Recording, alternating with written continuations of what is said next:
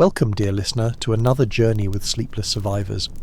Tonight we invite you to drift into peaceful slumber as we explore one of humanity's most fascinating origin stories. Close your eyes, settle into comfort, and let your mind wander through ancient tales of the Anunnaki and the mysteries of human beginnings. Take a deep breath in, hold it gently, and release. Our story begins not here on Earth, but in the vast expanse of the cosmos, in the dark infinity of space, where stars are born and die across billions of years, where galaxies spiral in their eternal dance, and where, according to ancient Mesopotamian texts, beings of immense power once looked down upon our world. Breathe deeply. Let your muscles relax. The Anunnaki. The name itself carries weight across millennia. In the Sumerian language, one of the oldest written languages known to humanity, the term can be understood as meaning those who came from heaven to earth, or perhaps those of royal blood. The interpretation shifts like sand in an ancient desert wind, but the essence remains. These were beings described as gods by the people who first put stylus to clay tablet. Let your shoulders drop. Feel the tension leaving your body. Imagine, if you will, the ancient land of Sumer, modern-day Iraq, 5,000 years ago, perhaps more. The Tigris and Euphrates rivers flow through fertile plains. The sun beats down on mud-brick temples called ziggurats, their stepped sides climbing toward the heavens. In the shadows of these magnificent structures, priests perform their daily rituals. Scribes press wedge-shaped marks into soft clay, recording everything: grain harvests, royal decrees, and stories. Stories of gods who walked among humans in a time before memory. Your breathing is steady now, calm, peaceful. The Sumerians were a remarkable people.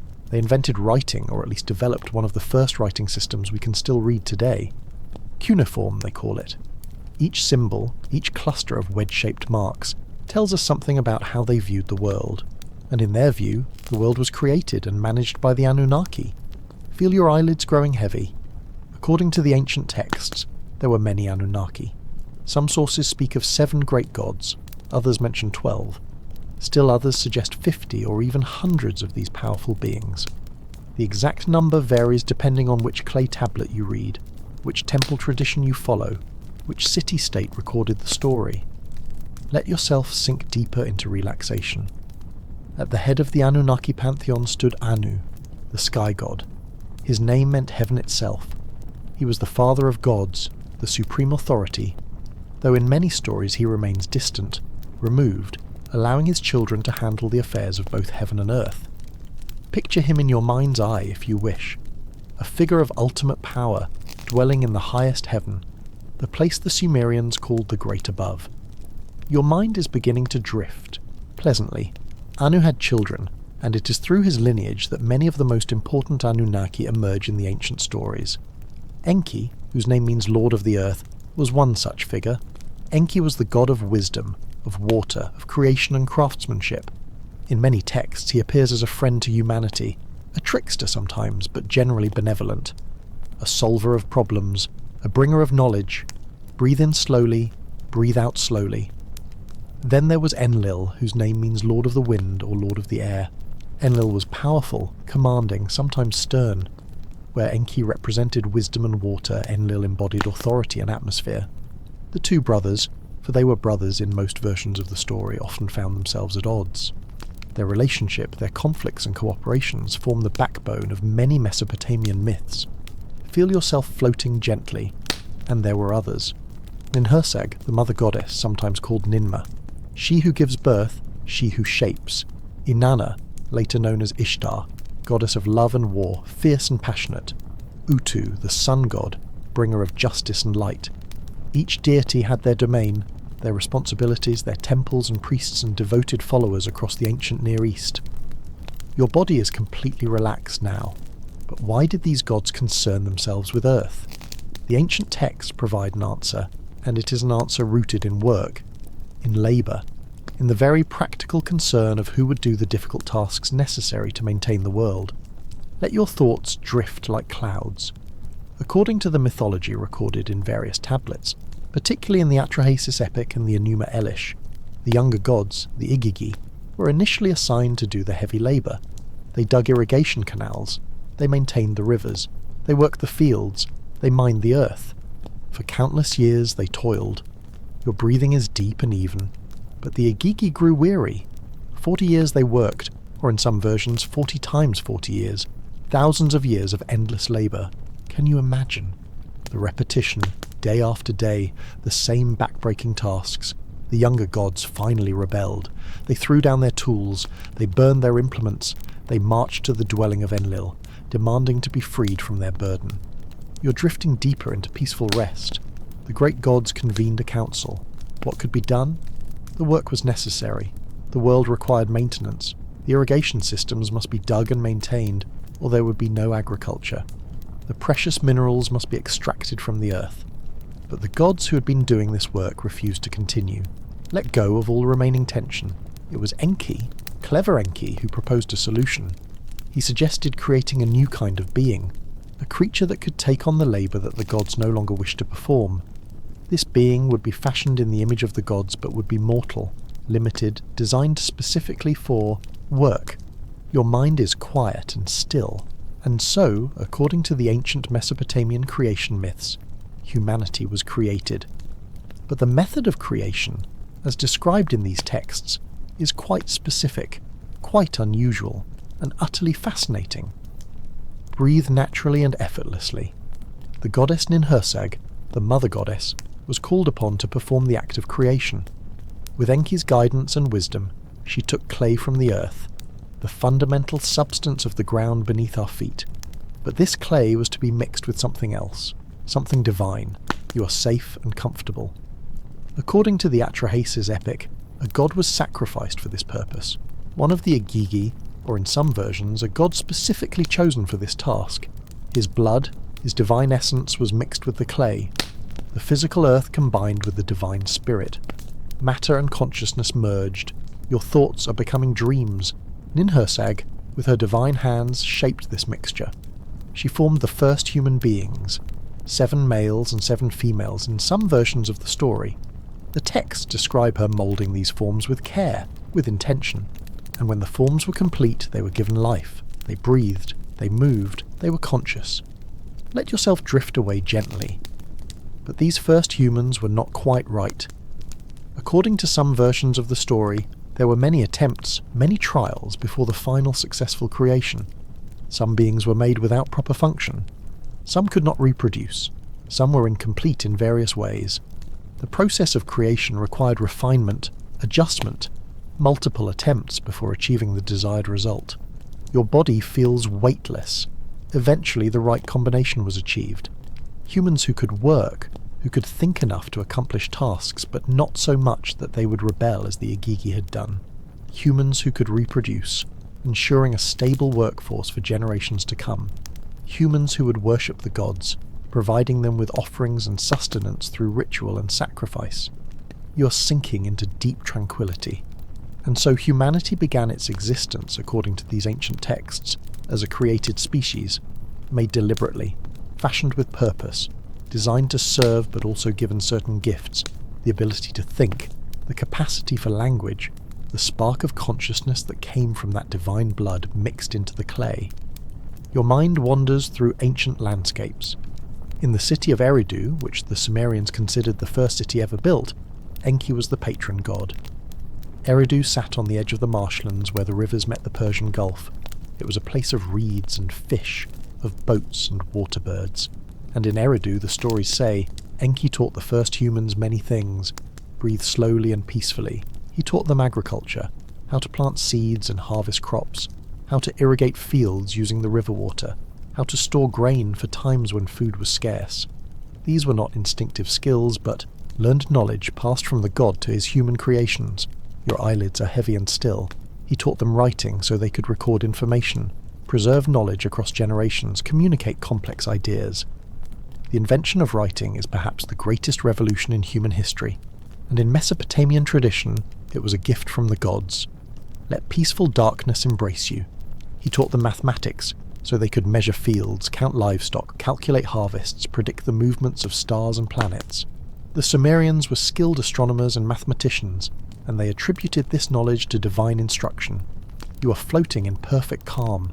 He taught them metalworking so they could fashion tools from copper and later bronze. The ability to work metal transformed human society, allowing for better tools, weapons, and art. In the myths, this too was knowledge given by Enki to humanity. Your breathing is soft as a whisper. He taught them medicine, sharing knowledge of healing herbs and treatments for illness. The art of healing was considered sacred, a divine skill shared with those who would tend to the sick and injured. Drift deeper into restful sleep. He taught them music, the creation of instruments and songs, the rhythms that bring joy and mark important occasions.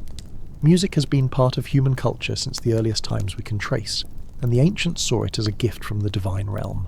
All tension has left your body completely. In these stories, we see a pattern. The Anunnaki, particularly Enki, are portrayed not just as creators, but as teachers, as bringers of civilization. Every important skill, every significant technology, every crucial bit of knowledge is traced back to divine instruction. Your mind is quiet and peaceful. But life for early humans, according to these myths, was not without challenges. The gods who had created humanity as workers still required service. Humans laboured in the fields and gardens of the gods. They built temples and maintained them. They offered sacrifices of food and drink, the smoke of burnt offerings rising to please the divine beings who watched from above. Let yourself sink deeper still. Yet humans multiplied. They grew in number. They spread across the land. And according to several Mesopotamian texts, including the Atrahasis epic, the gods grew disturbed by the noise and activity of humanity. Breathe deeply and slowly. Enlil, the stern god of air and authority, became particularly troubled. Humans were too numerous, too loud, too active. They disturbed the peace of the gods. They were meant to be workers, servants, not to become a thriving population pursuing their own interests and filling the earth with their presence. Your thoughts are becoming dim and distant. Enlil decided that humanity needed to be reduced in number. He sent plague and disease to thin the human population. But Enki, who had played such a crucial role in creating humanity, and who seemed to have affection for these beings, warned his faithful human servant Atrahasis. He taught Atrahasis how to make offerings to Namtar, the plague god, and the disease was stopped. You are drifting through ancient stories like a leaf on a gentle stream. Enlil tried again, sending drought to starve humanity. For 6 years the rain did not come, the crops withered, humans suffered greatly. But again Enki intervened, teaching Atrahasis to make offerings to Adad, the storm god, and the rains returned. Feel yourself floating effortlessly. Frustrated by these failures, Enlil convened a council of the great gods. He proposed the ultimate solution, a flood, a great deluge that would wipe the earth clean of humanity, allowing the gods to return to peace and quiet. And this time, Enlil made the other gods swear an oath not to warn humanity of what was coming. Your consciousness is fading into dreams, but Enki, bound by his oath not to directly tell humans about the coming flood, found a clever way around the restriction. He spoke to the wall of Atrahasis' reed house, describing the impending disaster in detail, knowing that Atrahasis would overhear. Through this loophole he warned his human friend, "Let the ancient world wash over you." Following Enki's instructions, Atrahasis built a great boat. He loaded it with animals, with food stores, with his family and craftsmen, who could help rebuild after the flood. The exact dimensions and specifications vary between different versions of this flood story, but the core remains the same. Breathe naturally as you listen. Then the flood came, the skies opened, the fountains of the deep burst forth. Water covered the earth, rising higher and higher until even the mountains were submerged.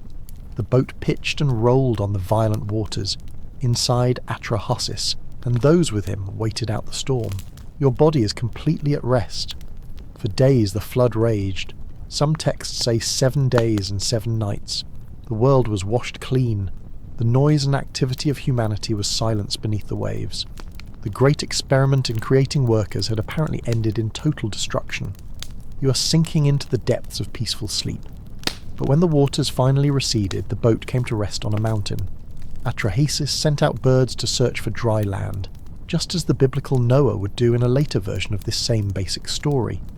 First a dove, then a swallow, then a raven. When the raven did not return, Atrahasis knew there was land somewhere for it to alight upon. Your mind is drifting far away. He opened the boat and made an offering to the gods. He burned sweet-smelling woods and incense. The smoke rose up to heaven, and the gods, who had been without offerings and worship during the flood, smelled the pleasant aroma and gathered around like flies, as one text poetically describes it. Let the rhythm of these words carry you deeper. Enlil arrived and was angry to discover that humans had survived, but the other gods, particularly Enki and Ninhursag, defended Atrahasis. They pointed out that destroying all of humanity was not necessary, that there were better ways to control population if that was truly the concern. They suggested that some humans should be infertile, that some children should die young, that priestesses should be celibate. In this way, the human population could be maintained at levels the gods found acceptable, without total destruction. Your breathing is the only thing you notice now, Enlil reluctantly agreed. Humanity was allowed to continue existing, to multiply, but within limits, to serve the gods, but also to have their own lives, their own children, their own simple pleasures. The relationship between gods and humans was re-established, with new boundaries, new understandings. Feel yourself falling deeper into tranquility. This flood story, recorded in multiple Mesopotamian sources, predates the biblical flood narrative by many centuries. The tablets containing the Atrahasis epic date to around 1700 BCE, though the stories they record are certainly older, passed down orally for who knows how long before being written down. The similarities between the Mesopotamian flood accounts and the story of Noah are striking, and have been the subject of much scholarly discussion. Your mind is becoming still and empty. But let us return to the Anunnaki themselves, to their nature, their hierarchy, their relationships with each other and with humanity. Because these ancient gods were not portrayed as distant abstract forces. They were beings with personalities, with conflicts, with desires and fears and complex motivations. You are floating in darkness, peaceful and secure. Enki, as we have seen, is generally portrayed as humanity's friend. He is the problem solver, the clever one, the god who uses his wisdom to find solutions when brute force fails. In one story, he creates 7 sages, wise beings who would teach humanity even more skills and knowledge. These sages, the Apkallu, were said to be part human and part fish, emerging from the sea to bring civilization to humanity. Breathe in peace, breathe out worry. Enki's city was Eridu, as mentioned before, the first city, but he also had a temple in the city of Ur, the ziggurat that still stands in ruins in Iraq today. Enki's symbol was often running water, or 2 streams flowing, representing the Tigris and Euphrates rivers he was said to control. Fresh water, the lifeblood of Mesopotamian civilization, was his domain. Your body is heavy and relaxed. Enlil, by contrast, was worshipped primarily in the city of Nippur, which was considered the religious centre of Sumer even though it was never a major political power. Nippur was neutral ground, where the gods gathered for their councils, where important decisions affecting both heaven and earth were made. Enlil's temple there, the Akur, was one of the most important religious sites in ancient Mesopotamia. Let go of conscious thought. While Enki was associated with wisdom and water, Enlil controlled the winds and storms. He could be beneficent, bringing rain for crops, or he could be destructive, sending hurricanes and tempests. His word was law among the gods. Even Anu, the father of gods, often deferred to Enlil's authority in practical matters. Your mind wanders through temple courtyards. The goddess Ninhursag, sometimes called Ninma or other names, was the mother goddess. She represented fertility, childbirth, nurturing. In the creation stories, she is the one whose hands physically shape the first humans. She is the midwife to both gods and humans, the one who assists in bringing new life into the world. You are drifting deeper with each breath. In one fascinating text, Enki and Ninhursag engage in a creation contest. They create various types of humans, some with disabilities or unusual characteristics, and challenge each other to find appropriate places in society for these creations. It is a story that reveals ancient attitudes toward disability and difference, showing both the limitations and occasional compassion of ancient Mesopotamian society. Your consciousness fades like sunset. Inanna, known later as Ishtar, was perhaps the most complex of the Anunnaki goddesses. She was the goddess of love, sexuality, fertility, but also of war, political power and justice. She was fierce, independent, and unwilling to be constrained by the normal limitations placed on female deities in that culture. Her stories often involve her demanding equal treatment with male gods, taking on traditionally masculine roles and asserting her authority. Breathe softly and gently. One of the most famous stories involving Inanna is her descent to the underworld. She decides to visit the realm of the dead, ruled by her sister Ereshkigal. As she passes through the 7 gates of the underworld, at each gate she must remove one piece of clothing or jewellery until she arrives naked and powerless before her sister. Ereshkigal kills Inanna and hangs her corpse on a hook. Your body is motionless and calm. But Inanna had made preparations. She had told her servant to appeal to the gods if she did not return. Enki, ever the problem solver, creates 2 beings from the dirt under his fingernails. These beings are sexless, neither male nor female, and thus able to enter the underworld without being subject to its normal rules. They revive Inanna with the food and water of life. Let the ancient stories lull you to sleep. However, the law of the underworld states that no one can leave unless they provide a substitute to take their place. Inanna returns to the upper world, but is accompanied by demons who insist she must send someone to take her place in death. She finds her husband Dumuzi sitting on her throne, apparently unconcerned by her absence. Enraged, she designates him as her substitute. Your thoughts are distant and dreamlike. Dumuzi's sister pleads for mercy, and eventually a compromise is reached. Dumuzi will spend half the year in the underworld, and his sister will spend the other half. This myth explained the seasons to the ancient Mesopotamians. When Dumuzi was in the underworld, the earth was barren and dead. Winter. When he returned, spring came, and the world bloomed again. You are falling deeper into restful darkness. These stories, these myths of the Anunnaki, were not just entertainment to the ancient peoples of Mesopotamia. They were explanations of how the world worked, why there were seasons, why humans had to work and toil, why there was death and suffering, why some people prospered while others struggled. Every aspect of existence was tied back to the actions and decisions of these powerful beings. Your breathing is slow and steady. The Anunnaki were believed to determine destiny. In the Mesopotamian worldview, everything was fated, decided by the gods.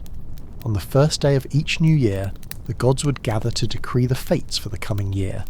What would happen to kingdoms, which kings would prosper and which would fall, whether harvests would be abundant or scarce, which individuals would live and which would die. You are surrounded by peace. This belief in predetermined fate might seem limiting to modern minds, but it also provided comfort. When disaster struck, it was not random but part of the divine plan. When good fortune came, it was a blessing from the gods. Everything happened for a reason, even if that reason was beyond human understanding. Your mind is empty and still. Humans could influence the gods through proper worship, through offerings and sacrifices, through prayers and rituals. The temples were not just places of worship, but the actual dwellings of the gods on earth. Each temple housed the statue of its patron deity, and this statue was treated as if it were the living god. It was dressed, fed, bathed, and entertained daily. Drift away on ancient currents. Priests would wake the statue each morning with hymns and music. They would offer the god breakfast, usually bread and beer, fruit and honey. At midday, another meal. In the evening, a final meal before the god was put to rest for the night. The food was, of course, later consumed by the priests and temple staff, but the ritual was performed with absolute seriousness. The god had to be cared for, or disaster might follow. Your body is sinking into the earth. During festivals, the statue would be carried through the city streets in procession, allowing the god to see their domain, to be celebrated by the people. These festivals were major events, bringing together the entire community in shared worship and celebration. They reinforced social bonds, reminded people of their place in the cosmic order, and provided breaks from the routine of daily work. You are floating in timeless space. The ziggurat temples themselves were remarkable structures, massive stepped pyramids built of mud brick, rising in tiers toward the sky. At the top was a temple chamber where the god could descend from heaven to earth, where the highest rituals were performed. These buildings took generations to construct, employed thousands of workers, and dominated the landscape of every major Mesopotamian city. Your thoughts dissolve into nothing. Some scholars have noted that the ziggurat design with its stepped levels connecting Earth to heaven, might reflect the Mesopotamian conception of the universe as layered. The underworld below, where the dead dwelt in shadowy half-existence. The earth in the middle, where humans lived and worked. The heavens above, where the gods resided. The ziggurat physically represented this connection, this possibility of communication between realms. Breathe in darkness, breathe out light. The relationship between the Anunnaki gods and humanity was complex. Humans were created to serve, yes, but they were not merely slaves. They had their own lives, their own joys and sorrows, their own relationships and communities. The gods needed humans as much as humans needed the gods. Without humanity to worship them, to feed them through offerings, to maintain their temples, the gods would fade. You are dissolving into sleep. This interdependence is a fascinating aspect of Mesopotamian theology. The gods were powerful, certainly. They controlled the forces of nature, determined destinies, created and destroyed, but they were not omnipotent in the way later monotheistic religions would envision God. They had limitations. They could be fooled, as Enki fooled Enlil. They could change their minds. They could be influenced by offerings and prayers. Your mind is a calm, dark pool. In many ways, the Anunnaki were like humans, only much more powerful. They had families, with all the complications that entails. They had political disputes over authority and territory. They had love affairs and rivalries. They felt jealousy and pride, anger and affection. They were, in psychological terms, projections of human nature onto a cosmic scale. Let consciousness fade completely. Yet the ancient Mesopotamians took them utterly seriously. These were not metaphors or abstract principles, but real beings who actively intervened in the world. A drought was not just a weather pattern, but punishment from Enlil or Adad. A successful harvest was not just good farming, but blessing from Nisaba or Ashnan, goddesses of grain. Victory in battle came from Inanna or Ninurta, god of war. Every aspect of life was personal, mediated by divine beings who watched and judged and acted. Your breathing is barely perceptible. Archaeological evidence confirms the central role these beliefs played in Mesopotamian society. Temples were often the largest structures in any city. The priesthood was a major employer and wielded significant political power. Kings claimed their authority came directly from the gods, particularly from An, Enlil, and Inanna. Royal inscriptions typically begin with long lists of divine epithets and thanks, to the gods for granting victory or prosperity. You are falling through layers of time. Clay tablets by the thousands have been recovered from temple archives. They record not just religious texts, but economic transactions, legal documents, administrative records. The temples were not separate from society, but integrated into every aspect of it. They owned vast estates. They employed shepherds and farmers, brewers and bakers, craftsmen and labourers. They functioned as banks, lending grain and silver. They served as schools where scribes learned their craft. Your mind drifts through ancient ruins. Scribes, speaking of which, occupied a special position in Mesopotamian society. They were the literate class, able to read and write the complex cuneiform script. Their patron deity was Nabu, son of Marduk, god of wisdom and writing. Scribes would often include small prayers to Nabu in the colophons of their tablets, asking the god to preserve their work, to grant them success and long life. Darkness surrounds you completely. The cuneiform script itself was a remarkable achievement. It began as pictographic writing, simple pictures representing objects. But over centuries it evolved into a sophisticated system capable of representing abstract ideas, grammatical structures, poetry and mathematics. The same basic script was adapted to write multiple languages: Sumerian, Akkadian, Hittite, Elamite, and others. It was the writing system of an entire civilization, used for over 3,000 years. You are weightless and serene. When we read cuneiform tablets today, we are reading the actual words of people who lived 4,000 years ago or more. Their thoughts preserved in clay, their stories, their laws, their prayers, their complaints, their love letters, their economic worries. The clay tablets are incredibly durable. Paper crumbles and ink fades, but clay lasts nearly forever, especially if it was baked hard in an ancient fire. Your consciousness is a whisper. Some of the most moving texts are the personal ones. A letter from a son to his mother asking why she does not write to him. A prayer from a sick man, begging the gods for healing. A love poem comparing the beloved to honey and dates. a student's practice tablet where they copied out multiplication tables or lists of Sumerian words, making the same kinds of mistakes students make today. Let go of everything. These glimpses of individual lives remind us that the ancient Mesopotamians were people just like us. They worried about their children. They hoped for prosperity. They feared death and disease. They fell in love and felt heartbreak. They laughed with friends and quarrelled with neighbours. The gods were part of their daily reality, but so were all the ordinary concerns of human existence. You are drifting beyond thought, and yet their worldview was so different from ours in many ways. They saw humanity as created deliberately, for a purpose. They saw the gods as active participants in daily life, not as distant abstractions. They saw fate as predetermined, written on tablets in heaven at the beginning of each year. They saw the world as young, only a few thousand years old, created in the relatively recent past by divine action. Your body is forgotten. Modern scholarship has helped us understand how widespread and influential these Mesopotamian ideas were. The myths of the Anunnaki did not stay confined to Sumer and Akkad.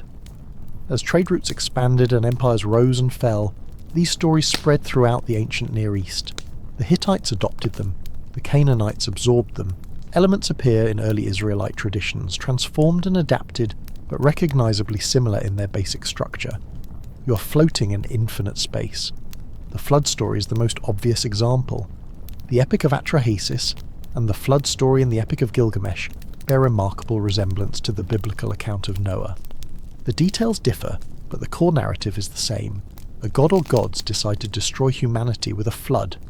One righteous man is warned. He builds a boat. He saves his family and animals. The flood comes and destroys everything else. The boat lands on a mountain. Birds are sent out to find dry land. A sacrifice is made.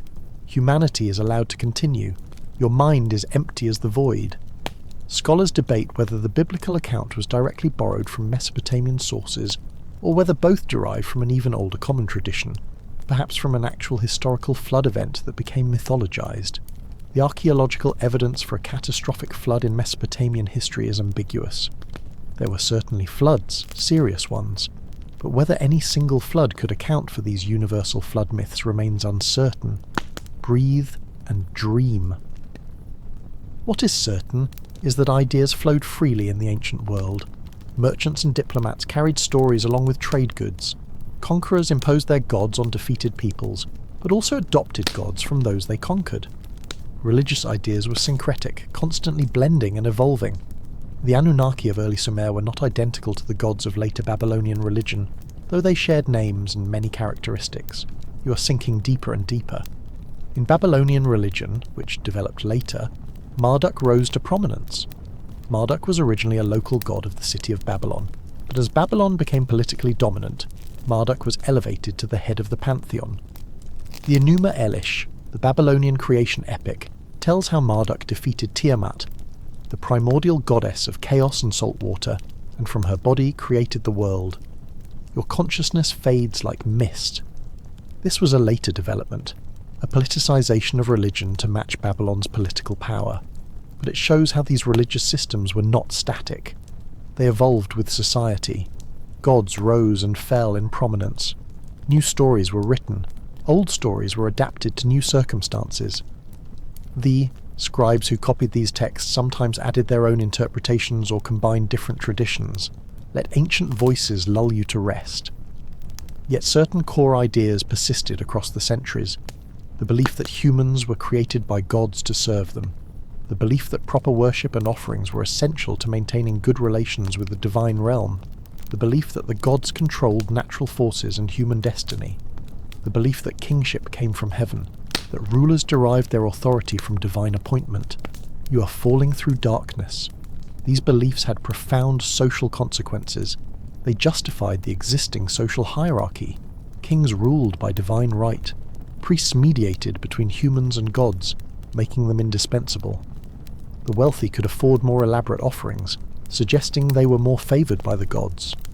The poor, who struggled to survive, might see their suffering as divine punishment or simply their fated lot in life. Your body is motionless, yet the system also provided some social cohesion and support. Temples redistributed resources to some degree, employing many people, providing for orphans and widows in some cases. Festival celebrations brought the entire community together.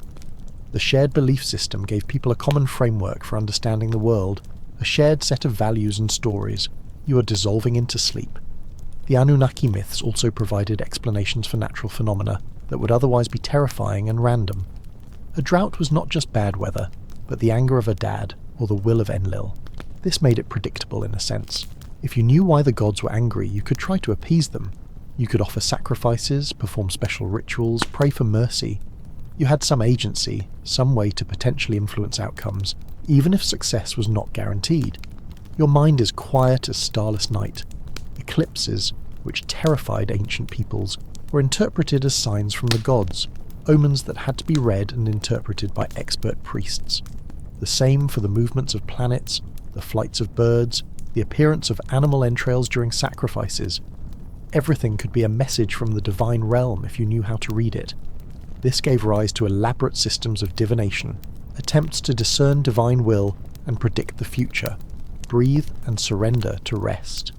The Epic of Gilgamesh, one of the oldest surviving works of literature, illustrates many of these themes. Gilgamesh was a king of Uruk, possibly based on a real historical figure but elevated to legendary status. In the epic, he's described as 2/3 god and 1/3 human, born of a divine mother and human father. This mixed heritage gave him superhuman strength and abilities, but also made him subject to human mortality. Your thoughts are whispers in darkness. Gilgamesh begins the story as a harsh, tyrannical king. He oppresses his people, claims the right to sleep with every bride on her wedding night, exhausts the young men with endless building projects. The people cry out to the gods for relief, so the gods create Enkidu, a wild man who lives among the animals, to be Gilgamesh's equal and companion. Let consciousness drift away. After an initial confrontation, Gilgamesh and Enkidu become close friends. They go on adventures together. They kill Humbaba, the guardian of the cedar forest. They kill the bull of heaven sent by Ishtar after Gilgamesh spurns her romantic advances. These are heroic deeds, the kind kings like to hear about and have attributed to their legendary predecessors. Your breathing is the rhythm of ages. But then Enkidu dies, struck down by illness as punishment from the gods for killing the bull of heaven. Gilgamesh is devastated by grief. He realizes that he too will die someday, despite his partial divinity. This thought terrifies him. He becomes obsessed with finding immortality. You are falling into timeless sleep. Gilgamesh hears of Utnapishtim, the survivor of the Great Flood, who was granted immortality by the gods. He undertakes a long and dangerous journey to find Utnapishtim and learn the secret of eternal life. He crosses the mountains at the edge of the world. He passes through the garden of the gods. He crosses the waters of death with the help of a ferryman. Your mind wanders through ancient journeys. When Gilgamesh finally reaches Utnapishtim, the flood survivor tells him the story of the Great Deluge, how Ea, another name for Enki, warned him, how he built a boat, how the flood destroyed everything, how the gods regretted their decision, how he and his wife were granted immortality as reward for preserving life. You are floating on distant waters. But Utnapishtim tells Gilgamesh that his own immortality was a one-time event, a unique circumstance that cannot be repeated. The gods will not grant such a gift again. Death is the fate of humanity, decreed by the gods when humans were created. It cannot be escaped. Your body is forgotten. Still, Utnapishtim tells Gilgamesh of a plant at the bottom of the ocean that can restore youth. Gilgamesh dives deep and retrieves it. He plans to bring it back to Uruk and use it to make himself and his people young again. But on the journey home, while Gilgamesh bathes in a pool, a serpent steals the plant and eats it. The snake sheds its skin and becomes young again, but Gilgamesh loses his prize, let go of all awareness. Gilgamesh returns to Uruk empty-handed. He has not achieved immortality, but he has gained wisdom. He accepts his mortality. He finds meaning not in living forever, but in the legacy he will leave behind. The walls of Uruk that he built, the temples he restored, the stories that will be told about him. This is the immortality available to humans, to be remembered after death. Your consciousness fades like ancient echoes. The Epic of Gilgamesh is profoundly moving even today, over 4,000 years after it was first composed. The themes are universal. The fear of death, The pain of losing a loved one, the search for meaning, the gradual acceptance of human limitations, the choice to live well in the time we have rather than rage against our mortality. You're sinking into peaceful oblivion. These themes emerge directly from the Mesopotamian worldview shaped by belief in the Anunnaki. The gods were immortal, but humans were not. The gods decided fates, but humans could live with dignity within those constraints. The gods were powerful, but they were not incomprehensible. They could be understood, reasoned with, appeased through proper action. Your mind is empty darkness. As Mesopotamian civilization eventually declined, conquered by Persians and then Greeks and then others, the belief in the Anunnaki faded. The temples fell into ruin. The rituals ceased. The clay tablets were buried under wind-blown sand and the rubble of collapsed buildings. For nearly 2,000 years, cuneiform writing was a forgotten art. The languages it recorded were dead, unspoken, and unread. You drift beyond memory. Then, in the 19th century, archaeologists began excavating tells, the artificial mounds that mark ancient Near Eastern cities. They found cuneiform tablets by the thousands, but no one could read them. The script was mysterious, the languages unknown. It was one of history's greatest mysteries. Your breathing is barely a whisper. Scholars worked for decades to crack the code. The breakthrough came through the Behistun inscription, a trilingual text carved high on a cliff face in Persia. One version was in Old Persian, which could be partially read. This provided the key to understanding the cuneiform script.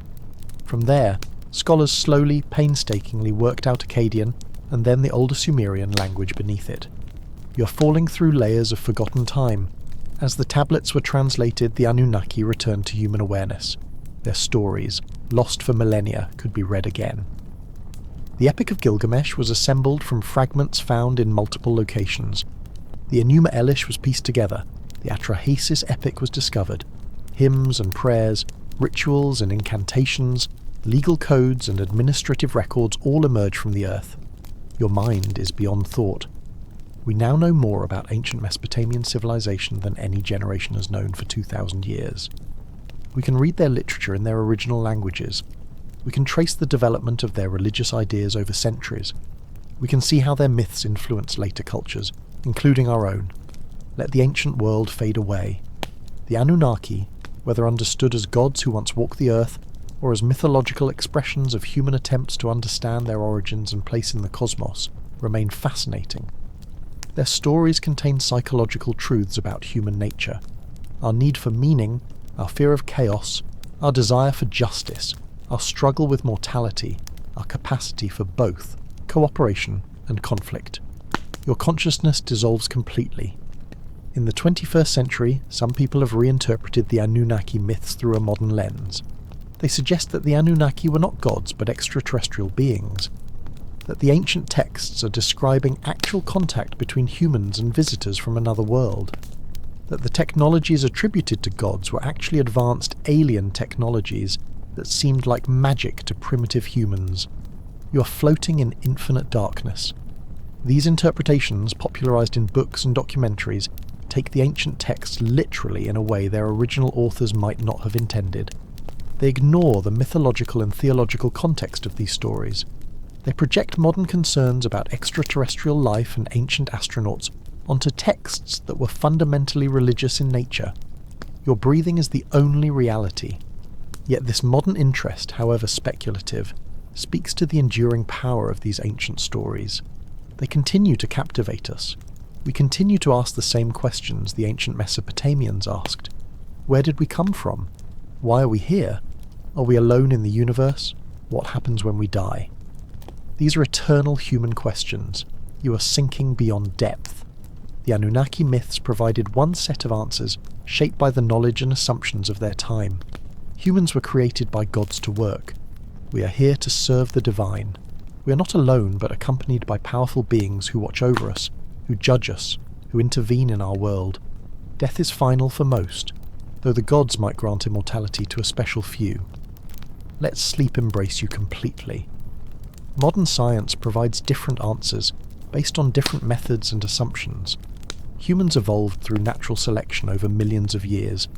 We are here as the result of random mutation and environmental pressure, not divine design.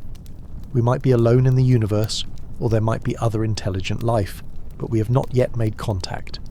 Death is the cessation of consciousness, though our atoms persist and our influence continues through those we affected.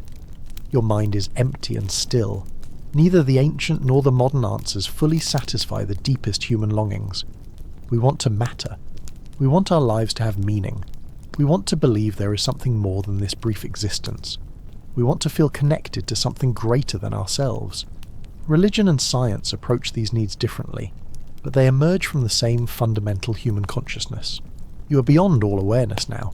The Anunnaki, then, can be understood on multiple levels, as literal deities in the minds of ancient believers, as mythological figures expressing theological and philosophical ideas, as psychological projections of human concerns onto cosmic forces, as cultural artifacts revealing how one civilization understood itself and its place in the world, as stories that continue to resonate because they address eternal human questions.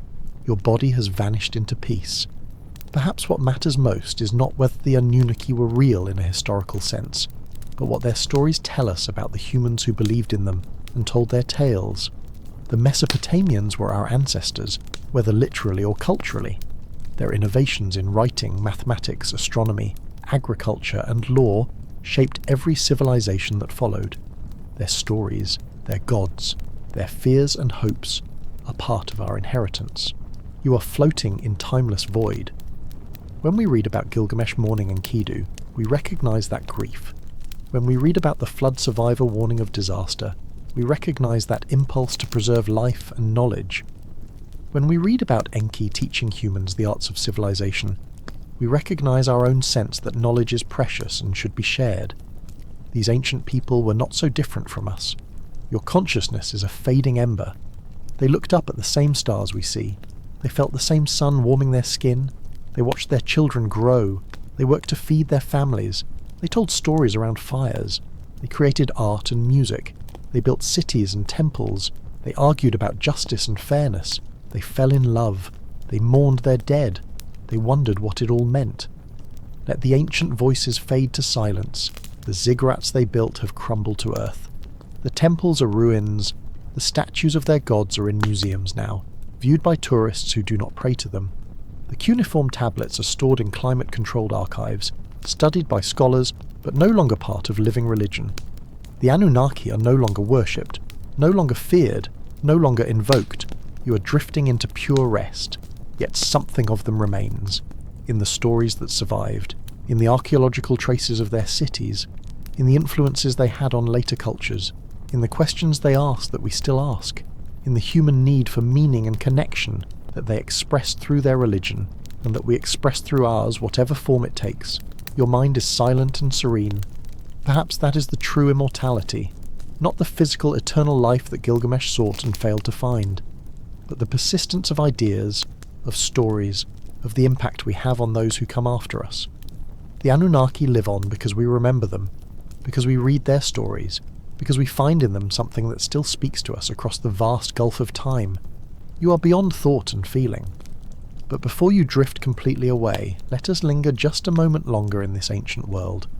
Let us explore a few more corners of Mesopotamian belief and practice. Let us delve deeper into the mysteries of the Anunnaki and their relationship with humanity. Your breathing continues, slow and even. The concept of me was central to Mesopotamian thought. Me were divine powers, cosmic principles, fundamental aspects of civilization that could be possessed, stolen, or given away. There were over 100 me, encompassing everything from kingship and priesthood to music and metalworking, from truth and justice to warfare and destruction. You are floating in tranquil darkness.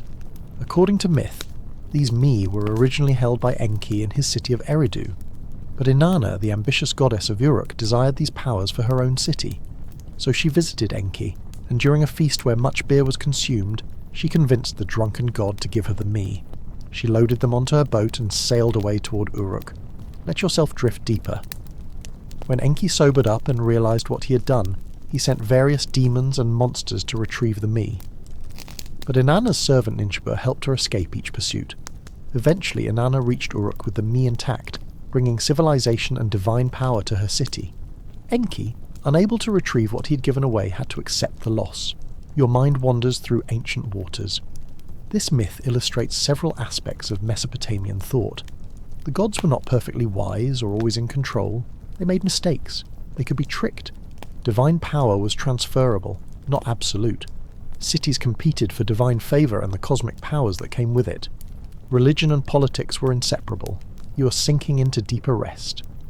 The me also represented something profound about how the Mesopotamians understood reality. Everything meaningful in human civilization had a divine source. Nothing was purely human invention.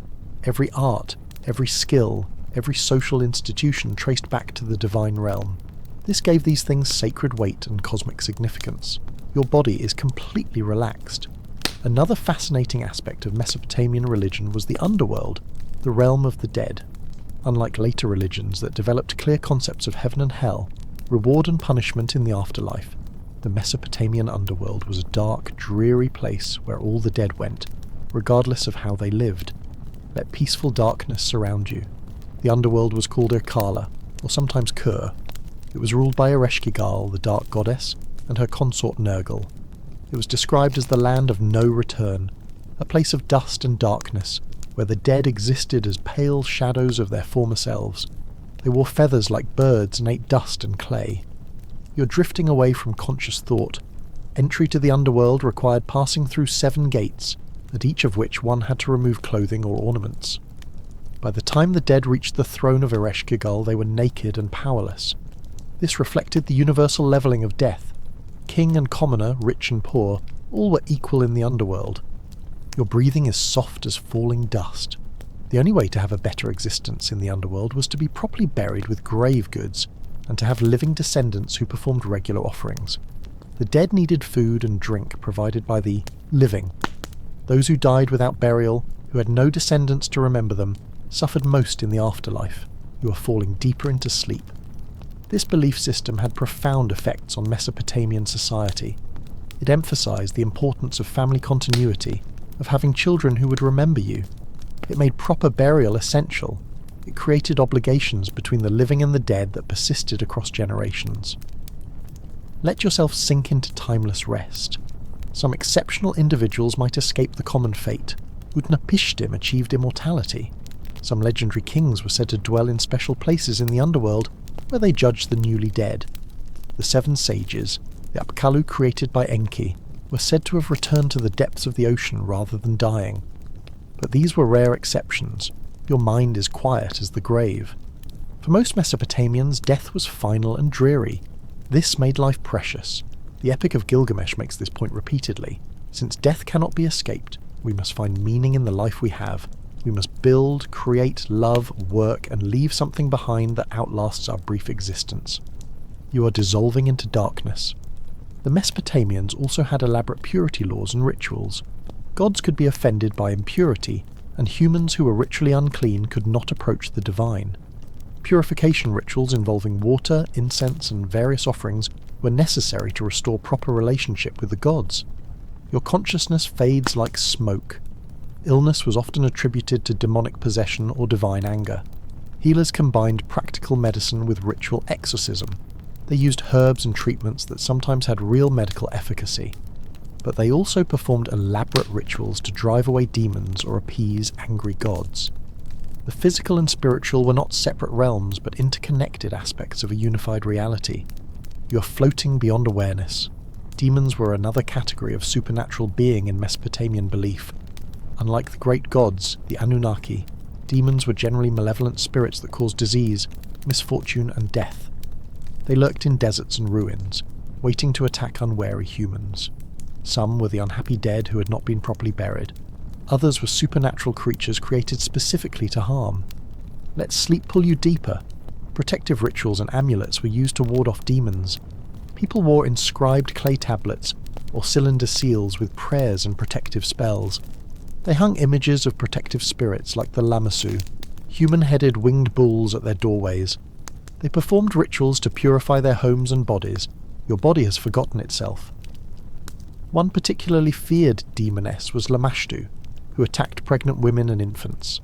Special prayers and amulets invoked protective deities to keep her away. The anxiety Mesopotamian parents felt about infant mortality, which was tragically common in the ancient world, found expression in these beliefs about supernatural threats. You are drifting through ancient fears. The Mesopotamians also practiced divination extensively.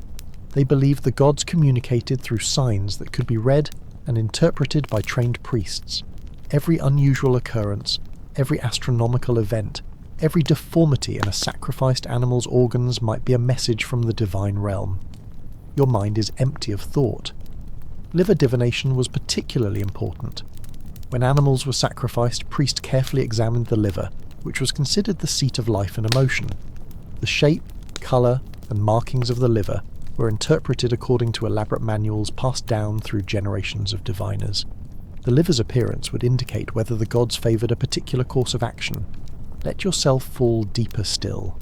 Dream interpretation was another form of divination. Dreams were messages from the gods, warnings or promises that had to be properly understood. Professional dream interpreters would explain what various dream symbols meant and what actions should be taken in response. You're sinking into dream yourself. Astrology developed in Mesopotamia and spread throughout the ancient world. The movements of planets, which were identified with particular gods, had significance for earthly events. Eclipses were especially ominous and required special rituals to avert disaster. The zodiac as we know it has its origins in Mesopotamian astronomical observations. Your breathing is the only thing remaining. Mathematical astronomy reached remarkable sophistication in Mesopotamia. Priests kept detailed records of celestial phenomena over centuries. They developed methods to predict lunar eclipses and planetary positions. They created a lunisolar calendar that required complex calculations to keep synchronized with both the moon and the sun. You are floating in cosmic darkness. This astronomical work was not pure science in the modern sense, but was tied to their religious worldview. The heavens were the realm of the gods. Understanding celestial movements meant understanding divine intentions. Predicting eclipses gave priests power to warn of divine displeasure and recommend appropriate rituals. Let consciousness fade completely. The Mesopotamians also had creation myths beyond those we have already discussed. The Enuma Elish, the Babylonian creation epic, tells a story somewhat different from the Sumerian accounts. In this later version, the universe begins with two primordial beings, Apsu, the freshwater ocean, and Tiamat, the saltwater ocean. Your mind drifts through primordial waters. These two waters mixed, and from their union the first gods were born. But the younger gods were noisy and disturbed Apsu's rest. Apsu decided to destroy them, but Ea, another name for Enki, learned of the plan and killed Apsu first. This enraged Tiamat, who prepared for war against the younger gods. You're falling through ancient battles. The gods were terrified of Tiamat and her army of monsters. None dared face her until Marduk, son of Ea, agreed to fight on one condition. If he defeated Tiamat, he would be made king of all the gods. The gods agreed, and Marduk went forth to battle. Your body is forgotten in sleep. Marduk and Tiamat fought. Marduk caught her in a net, sent winds to inflate her body, and shot an arrow through her mouth that split her in two. From Tiamat's body, Marduk created the world. Her upper half became the sky. Her lower half became the earth. Her tears formed the Tigris and Euphrates rivers. Her eyes became springs of water. You are dissolving into creation itself. Then Marduk created humanity, using the blood of Kingu, Tiamat's consort who had led her army. Humans were created to serve the gods so the gods could rest. This parallels the earlier Sumerian creation accounts, but frames everything around Marduk's supremacy. Let yourself drift through divine realms. The Enuma Elish was recited annually during the New Year festival in Babylon. This festival, called Akitu, was the most important celebration of the year. It lasted 11 days and involved elaborate rituals, processions, and ceremonies that symbolically reenacted creation and reaffirmed the cosmic order. Your consciousness is barely present. During the Akitu festival, the king would undergo a ritual humiliation. He would be stripped of his royal regalia and forced to kneel before the statue of Marduk while a priest struck him on the cheek. The king would then recite a negative confession, declaring that he had not sinned against the god or neglected his duties. You're sinking into ritual darkness. If the king wept during this ritual, it was a good omen, indicating the god's favour. If he did not weep, It suggested trouble ahead. The priest would then restore the king's crown and robes, symbolically renewing his divine mandate to rule. This ritual acknowledged that kingship came from the gods and could be withdrawn if the king failed in his duties. Your mind is empty as a temple at night. The Akitu festival also involved a sacred marriage ritual. The king would symbolically marry the goddess Inanna or Ishtar, enacting the divine marriage that ensured fertility for the coming year. This ritual, performed in the temple, was believed to magically guarantee good harvests, healthy livestock, and prosperity. Let sleep carry you away completely. These rituals reveal how the Mesopotamians understood their relationship with the divine. Religion was not just belief but action. Proper performance of rituals at the right times in the right ways was essential to maintaining cosmic order. Humans had responsibilities to the gods, and fulfilling these responsibilities benefited everyone. You're beyond all thought now. The Mesopotamian worldview was fundamentally one of reciprocity and balance. Humans served the gods through worship and offerings. The gods, in return, provided for humanity through the fertility of the land, victory in war, and maintenance of cosmic order. When this balance was disrupted, chaos and disaster followed. Your breathing is barely perceptible. This helps explain why disasters were interpreted as divine punishment. If crops failed or enemies invaded, it meant the gods were displeased. The proper response was not just practical action but religious action. More offerings, more rituals, repentance for whatever offence had angered the gods. You are floating in infinite peace. Yet the Mesopotamians were not passive victims of fate. They believed in working hard, living virtuously, and using their intelligence to solve problems. They built sophisticated irrigation systems to control water. They developed complex legal codes to promote justice.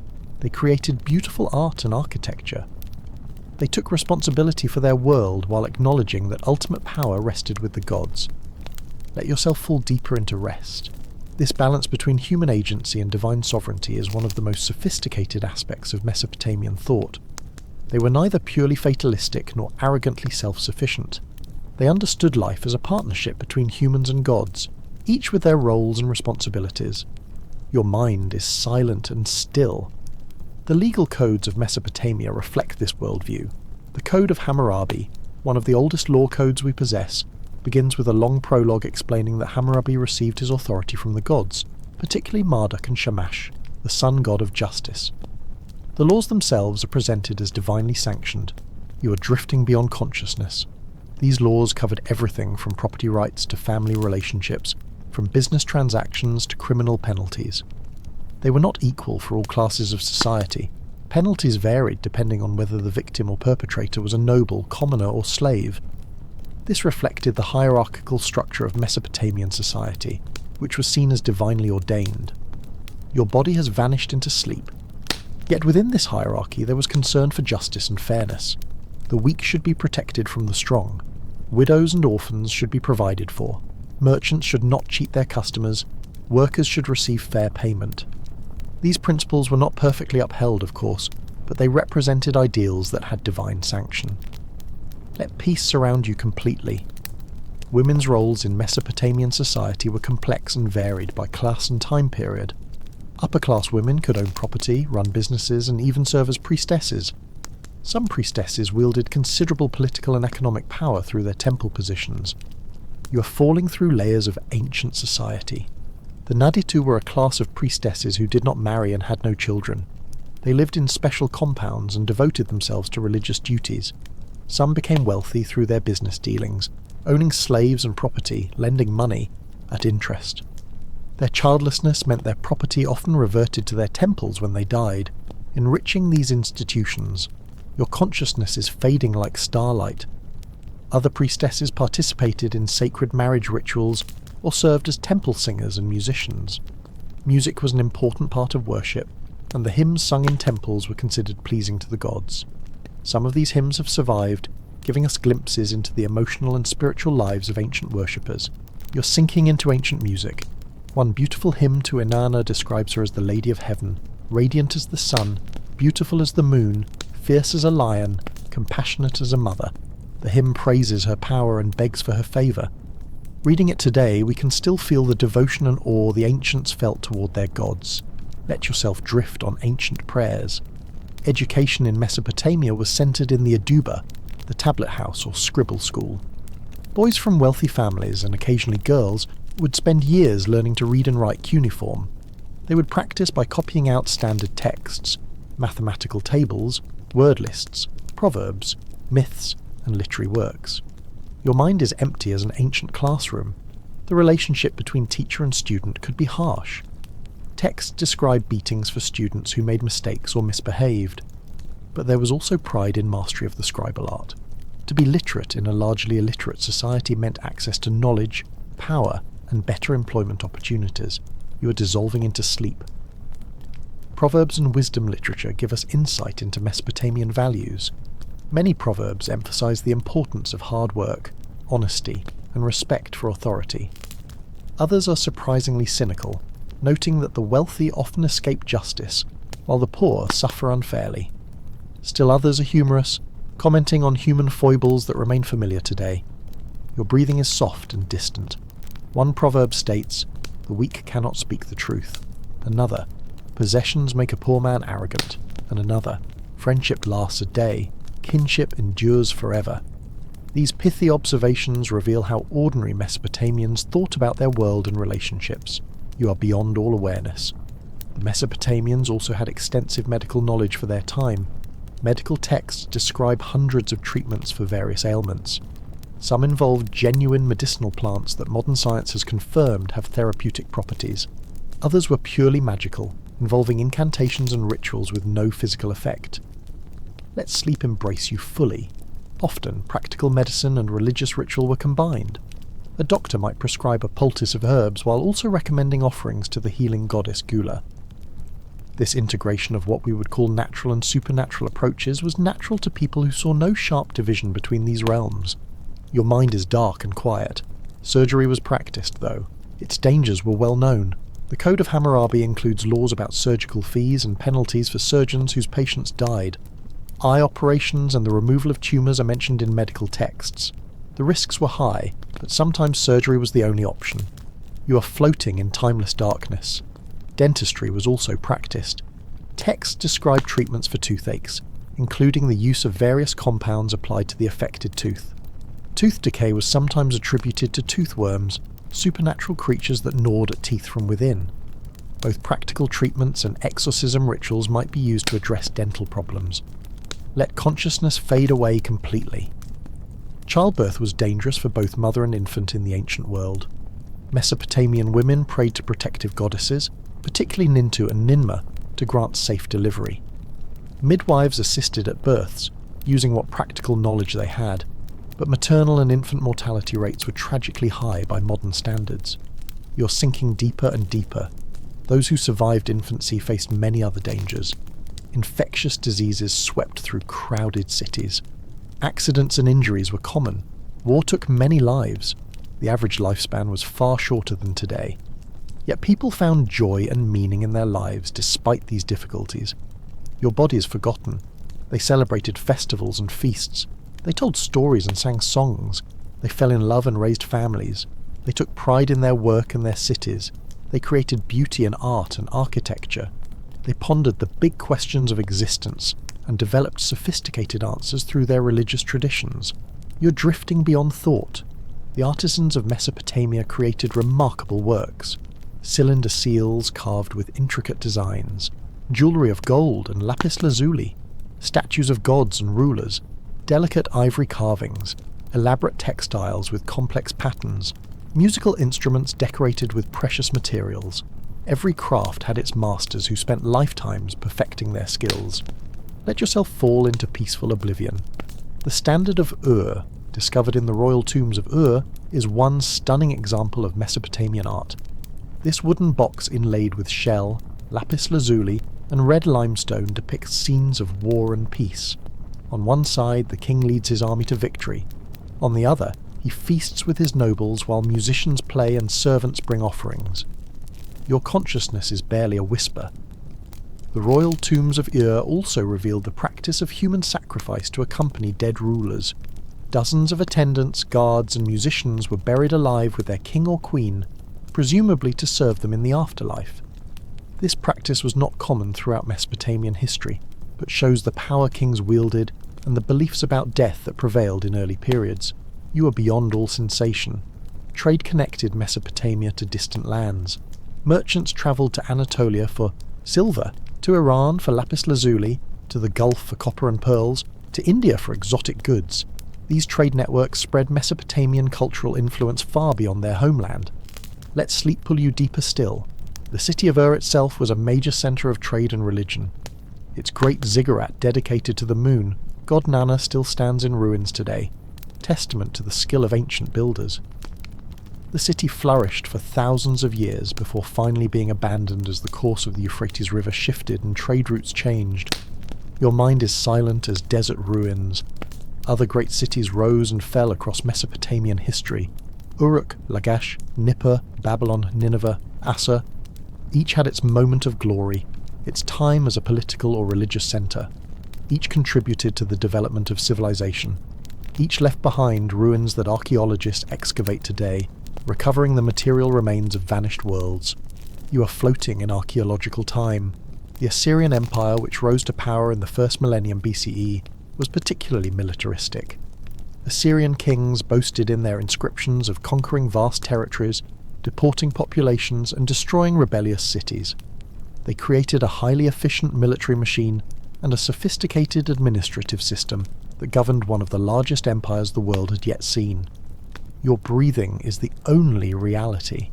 Yet even the mighty Assyrians fell. Their empire collapsed suddenly in the late 7th century BCE, destroyed by a coalition of enemies. Nineveh, their great capital, was burned and abandoned. The prophet Nahum in the Hebrew Bible celebrated this destruction as divine judgment on a cruel oppressor. You are dissolving into historical darkness. Babylon rose again to prominence under the Chaldean dynasty. Nebuchadnezzar II rebuilt the city on a grand scale, constructing the famous Ishtar Gate with its glazed brick decorations of bulls and dragons, and possibly the Hanging Gardens, one of the 7 wonders of the ancient world, though their historical existence remains debated. Let yourself drift through ancient gardens. But even this Neo-Babylonian glory was brief. Cyrus the Persian conquered Babylon in 539 BCE, and Mesopotamia became part of the vast Persian Empire. The old gods gradually faded as new religious ideas spread across the region. Zoroastrianism from Persia, Judaism from the returning exiles, and eventually Christianity and Islam would replace the ancient Mesopotamian religions. Your mind is empty as abandoned temples. By the time of Alexander the Great's conquest in the 4th century BCE, the ancient traditions were already dying. The last cuneiform texts date to the 1st century CE, written by priests who maintained the old rituals in a few remaining temples even as the world around them had moved on. You're beyond thought and memory. Then silence fell on the ruins. The cities were buried under wind-blown sand. The languages were forgotten. The gods were no longer worshipped. For nearly 2,000 years, the Anunnaki slept beneath the earth, their stories untold, their names unknown to the descendants of those who had once feared and loved them. Let the ancient silence surround you. Only in our own time have they awakened again. Through patient archaeological and scholarly work, we have recovered something of what was lost. We can read their myths, study their rituals, understand their world view. We can see how their innovations shaped the civilizations that followed, including our own. You're sinking into infinite rest. The legacy of Mesopotamia is all around us. Our 60-second minute and 60-minute hour come from their base 60 number system. Our 7-day week reflects their observation of 7 celestial bodies: Sun, Moon, and 5 visible planets. Our zodiac signs derive from their astronomical observations. Our alphabetic writing is descended from systems that trace back to cuneiform. Your consciousness fades like ancient light. More profoundly, many of our stories, our myths, our ways of thinking about law and justice, about kingship and authority, about the relationship between humans and the divine, have roots in Mesopotamian thought. When we read the biblical flood story, we are reading an adapted version of Mesopotamian flood myths. When we think about the origins of civilization, we are thinking about questions the Mesopotamians asked first. You're floating beyond all boundaries. The Anunnaki, then, are not just ancient gods from a dead religion. They are part of our cultural inheritance. The questions they represented, about human origins, about divine power, about meaning and morality, about life and death, remain our questions. The answers the Mesopotamians gave no longer satisfy us, but we are still seeking answers to the same fundamental mysteries. Let yourself fall into dreamless sleep. Who are we? Where did we come from? Why are we here? What happens when we die? Is there meaning to existence or only randomness? Are we alone in the universe or accompanied by greater powers?